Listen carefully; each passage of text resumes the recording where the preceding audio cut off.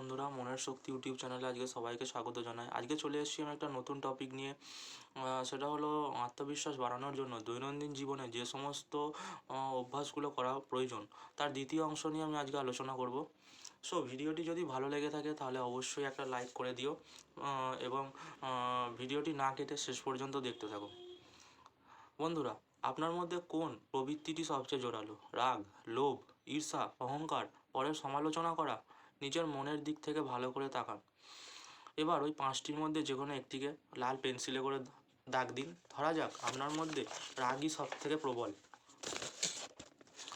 এবার মনে মনে ওই পাঁচটির মধ্যে এবার মনে মনে ঠিক করুন যে আজ সারাদিন আমি একবারও রাখবো না, বরং হাসি মুখে থাকবো। সারাদিনের কাজ করে যান, স্কুলে যাওয়া, অফিসে কাজ করা, বাজার করা, বন্ধুদের সঙ্গে আড্ডা দেওয়া ইত্যাদি কোনো কারণেই আপনি রাখবেন না।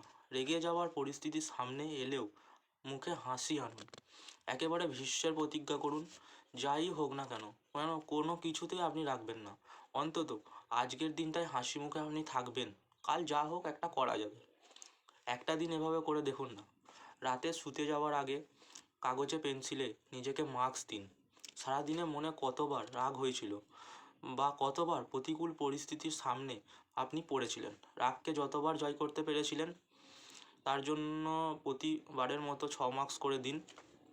যতবার জয় করতে পারেননি 5 মার্কস করে বাদ দিন। এবার দেখুন সব মিলিয়ে কত মার্কস পেলেন আপনি। প্রতি সপ্তাহে 2 দিন এরকম প্রবৃত্তি নিয়ে অভ্যাস করুন।